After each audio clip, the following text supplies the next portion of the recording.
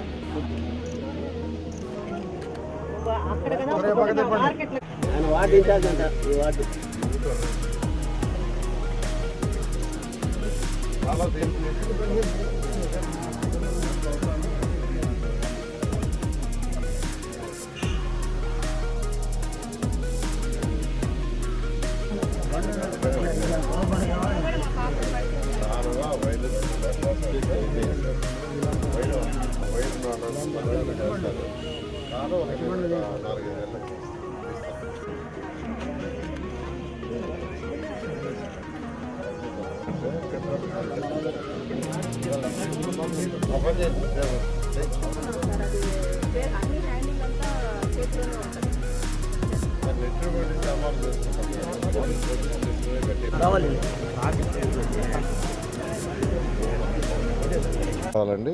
ఈరోజు ఇది మంచి ప్రభుత్వం అనే కార్యక్రమంలో యాక్చువల్గా ప్రతి ఇంటికి పోయి ఇది మంచి ప్రభుత్వం ఎందుకంటే అనే దాన్ని వివరిస్తున్నాం. ఎందుకంటే ప్రజలు ఆడికి బాగానే వాళ్ళే చెప్తున్నారు. మేము చెప్పబోయే ముందు వాళ్ళే చెప్తున్నారు, సార్ వీఆర్ వెరీ హ్యాపీ, చాలా సంతోషంగా ఉన్నాం, పెన్షన్ చక్కగా ఇచ్చారు. చంద్రబాబు నాయుడు గారు చెప్పినట్టే 1000 రూపాయలు పెంచేశాడు ఒకేసారి. జగన్మోహన్ రెడ్డి అయితే ప్రతి సంవత్సరం 250 పెంచాడు, కానీ చంద్రబాబు నాయుడు గారు ఒకసారి పెంచారు. 3 నెలలు అరియర్స్ ఇస్తా అన్నాడు, మేము నమ్మలా, కానీ మొదటి నెలలో 7000 రూపాయలు ఇచ్చారు. అంతేకాకుండా 1వ తేదీ ఆదివారం వస్తుందంటే ముందు రోజు ఇచ్చాడు. ఇలా వాళ్ళే చెప్తున్నారు. ఆ వృద్ధులు కావచ్చు, వికలాంగులకైతే 3000 నుంచి 6000 చేశారు. ఎవరైనా పెరాలసిస్ వచ్చి బెడ్ మీద ఉండి అటెండర్ సపోర్ట్ కావాల్సి ఉంటే వాళ్ళకి 15000 చేశారు. ఇది ఒక విజన్ ఉన్న నాయకుడు చేసే పని. అంటే ఒక పక్క డెవలప్మెంట్ చూస్తూ రెండో పక్క సంక్షేమం కూడా. ఆ కార్యక్రమంలో ఈరోజు నిరుద్యోగ యువతకి ఉద్యోగాలు రావాలని 16,437 మెగా డిఎస్ అనౌన్స్ చేశారు. 65.15 లక్షల మందికి పెన్షన్స్ నెలకి 4,000 లక్షలుగా ఇస్తున్నారు. అదేవిధంగా ప్రతి నెల 1వ తేదీ అధికారుల జీతాలు వస్తున్నాయి. ఒకప్పుడు వచ్చేది లేదు. ఎందుకంటే అధికారులు సంతృప్తిగా ఉంటే, అధికారులు ఆనందంగా ఉంటే పని బాగా చేస్తారు. అది ముఖ్యమంత్రి గారి విజన్. కాబట్టి 1వ తేదీ వాళ్ళకి జీతాలు ఇవ్వాలి, ఎన్ని ఇబ్బందులు ఉన్నాయని ఖజానా లోటు, ఖజానా లేదు, ఖాళీ 10 లక్షల కోట్ల రూపాయల అప్పు అయినా 1వ తేదీ ఈరోజు అధికారులకు జీతిస్తున్న వాళ్ళంతా ఆనందంగా ఉన్నారు. అదేవిధంగా రైతులు, మన రాష్ట్రానికి రైతులు వెన్నెముక. ఏ రాష్ట్రమైనా అంతే. 65% రైతులు యాక్చువల్గా ఈరోజు ఉన్నారు. రైతు సంవత్సరం అంతా పంట పండిస్తాడు. పండించిన వెంటనే దాన్ని అమ్ముకొని, మంచి రేటుకి అమ్ముకొని వెంటనే డబ్బులు రాని కోరుకుంటున్నది, మళ్ళీ నెక్స్ట్ ఇయర్ పంట వేయాలా. కానీ గత ప్రభుత్వం 1452 కోట్లు వాళ్ళకి బకాయిలు పెడితే ముఖ్యమంత్రి రాగానే ఇవ్వటం జరిగింది. అదేవిధంగా అన్నా క్యాంటీన్స్ మీకు అందరూ తెలుసు, మీరందరూ కూడా భోజనం చేశారు. చక్కటి అన్నా క్యాంటీన్స్ 2,25,000 మంది రోజు భోజనం చేస్తుంటే వాటిని మూసేశాడు. అయితే ఈ ప్రభుత్వం రాగానే 175 అన్నా క్యాంటీన్స్ యాక్చువల్గా ఓపెన్ చేసాం. మొత్తం మున్సిపల్ ఏరియాలో 203 ఉంటాయి. రూరల్ ఏరియాలో కూడా 200 అన్నా క్యాంటీన్స్ త్వరలో, అంటే ఒక 3-4 నెలలు యాక్చువల్గా అవి కూడా ప్రారంభించారు. అన్నిటికంటే ఇంపార్టెంటు, ఎవరైనా ఒక స్థలం కొనుక్కున్నా, ఒక అపార్ట్మెంట్ కొనుక్కున్నా, ఒక ఇండివిజువల్ ఇల్లు కొనుక్కున్నా ఆ యొక్క డాక్యుమెంట్స్ వాళ్ళ పేరుతోనే వాళ్ళ దగ్గర ఉండాలనుకుంటారు. కానీ జగన్మోహన్ రెడ్డి దానికి వ్యతిరేకంగా ల్యాండ్ టైటిల్ యాక్ట్ అని తీసుకొచ్చారు. అంటే మన దగ్గర ఉండవు, అవన్నీ గవర్నమెంట్ దగ్గర ఉంటాయి.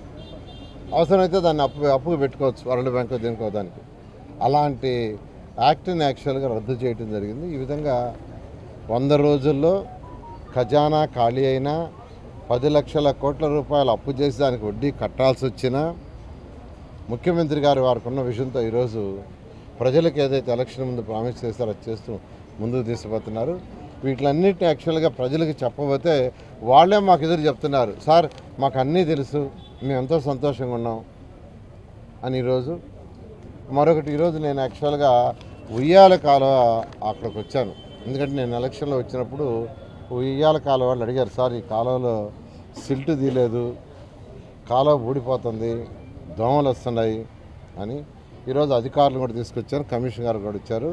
ఈ ఉయ్యాల కాలువ ఏదైతే ఉందో దీన్ని యాక్చువల్గా 2 పక్కల రివిట్మెంట్ చేసి దీనిపైన స్లాబ్ కూడా వేయడం జరుగుతుంది. అయితే కొద్దిగా టైం పడుతుంది, వెంటనే కాదు, ఖచ్చితంగా చేస్తాం. అయితే ఇమీడియట్గా వర్క్ టేకప్ చేస్తాం. ఫైనాన్షియల్ పొజిషన్ చూసుకొని బిట్లుగా చేయడం జరుగుతుందని ఈ కాలనీలో ఉండే వాళ్ళందరికీ యాక్చువల్గా ఈ సందర్భంగా తెలియజేస్తాను. అదేవిధంగా ఎలక్షన్కి వచ్చినప్పుడు ఎలక్ట్రికల్ వైర్లు మిద్దిపైన పోతున్నాయి, మా పిల్లలు పైకి ఎక్కితే ఏమవుతుందని భయం వేస్తున్నారు. ఆ ఎలక్ట్రికల్ వైర్ కూడా మార్చమని యాక్చువల్గా చెప్పడం జరిగింది. ఎలక్ట్రికల్ ఆ డిఈ వాళ్ళు వచ్చిన్నారు, వాడు కింద కేబుల్ వేసి చేస్తామన్నారు, చేయమన్నాను. ఆ విధంగా ఇక్కడ ఆ వైరు కూడా తొలగించడం జరుగుతుంది. ఈ పక్కన యాక్చువల్గా ఎవరంటే వాళ్ళు రౌడీ ముఖాలు వస్తున్నారు సార్, ఇబ్బంది పడుతున్నామని మహిళలు చెప్పారు. అక్కడ సీసీటీవీ కెమెరాలు పెట్టమన్నారు. ఇప్పుడే కమిషనర్ గారికి చెప్పాను, వెంటనే ఒక వారం లోపల అక్కడ సీసీటీవీ కెమెరాలు పెట్టడం జరుగుతుంది. ఎలక్ట్రికల్ లైన్ అయితే 10 రోజుల్లో కంప్లీట్ చేయడం జరుగుతుంది. బట్ ఇది మాత్రం కొంత టైం పడుతుంది, ఒక 6 నెలల పాటు టైం పడుతుందని ఇక్కడ ఉన్న వాళ్ళందరికీ చెప్తున్నాను.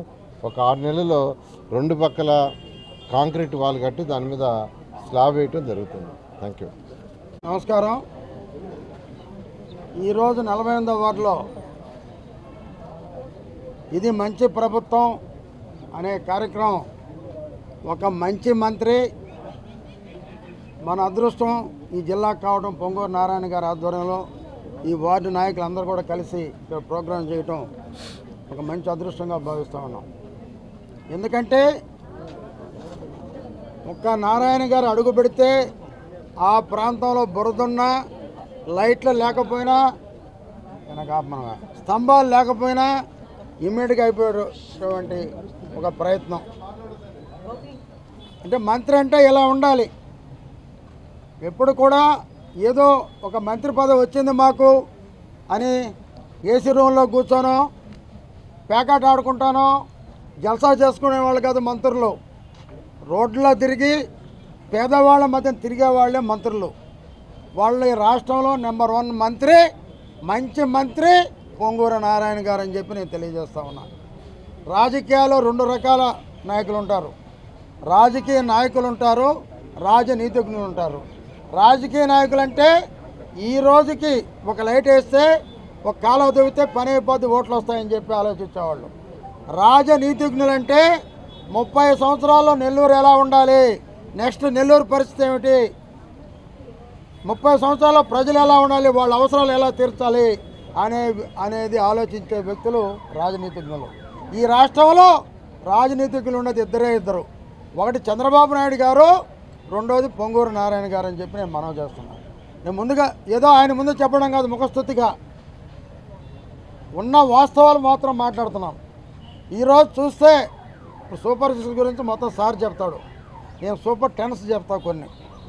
నిన్న ఒక ఆయన మహా డ్రామా వేశాడు, మాజీ టీడీడీ చైర్మన్ కరుణాకర్ రెడ్డి, భూమన కరుణాకర్ రెడ్డి.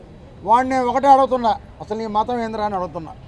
నువ్వు వెంకటేశ్వర స్వామి మీద ప్రమాణం చేస్తున్నావు, ఏదో ఒక కర్పూరం వెలిగించేసావు, నువ్వేదో వెనక పడిపోవటం, పోలీసు వచ్చి ప్లీజ్ అంటాం. ఎవరు చేస్తారు ఈ డూపులు మీరు?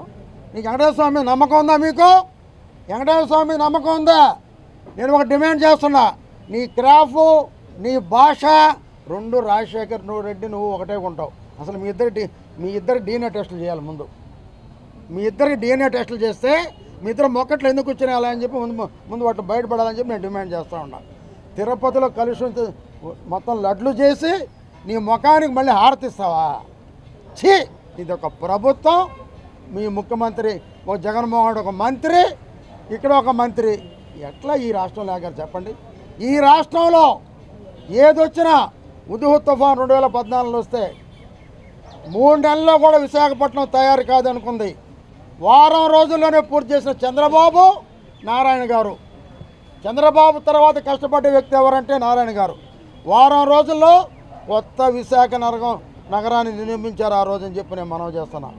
చూస్తే బుడమేరు మొన్న 50 సంవత్సరాల తర్వాత ఒక దివ్యసీమ ఉప్పిన తర్వాత అటువంటి కాళరాత్రి మొన్న వచ్చింది. బుడమేరు మొత్తం పొంగింది ఎవరి వల్ల? జగన్మోహన్ రెడ్డి చేతగాని తరుణం వల్ల, వాళ్ళ మంత్రులు తవ్విన మట్టి వల్ల, వాళ్ళ మంత్రులు తీసిన ఇసుక వల్ల కరకట్టలన్నీ వీక్ అయిపోయినాయి. దాని కెపాసిటీ 14,000 క్యూసెక్కులు అయితే 35,000 క్యూసెక్కులు రావటం నీళ్ళు జరిగింది. ఇంకా అది ఏడ మోస్తుంది? ఎక్కడ కరకట్లు ఉన్నాయి? మొత్తం దిగిపోయి విజయవాడ నగరం మీద పడిపోయింది. దీనికి కారణం జగన్మోహన్ రెడ్డి ప్రభుత్వం.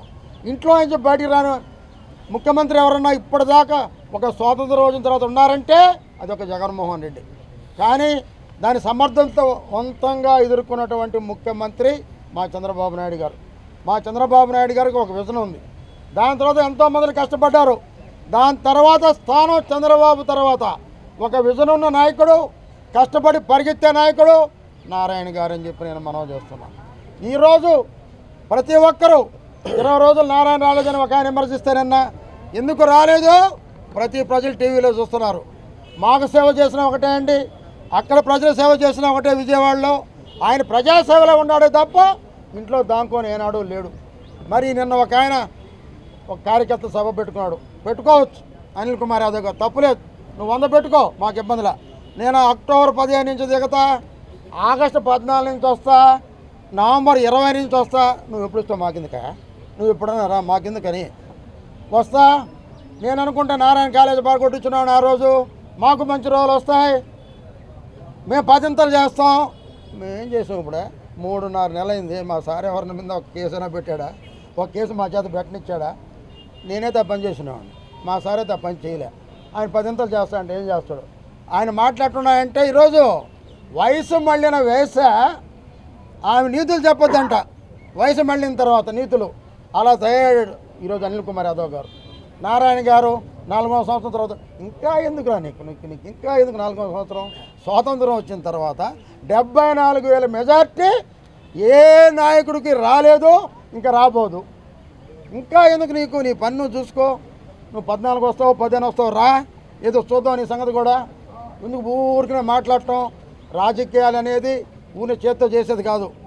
నారాయణ గారిని ప్రజలు కోరుకున్నారు, చంద్రబాబు నాయుడు గారు పోటీ చేయమన్నారు, ఆయనకి ఇష్టం ఉన్నా లేకపోయినా చేశాడు. ప్రజలు ఆయన కోరుకున్నప్పుడు 75,000 మెజార్టీ తెచ్చారు. ఇంకా పనిచేస్తాడు.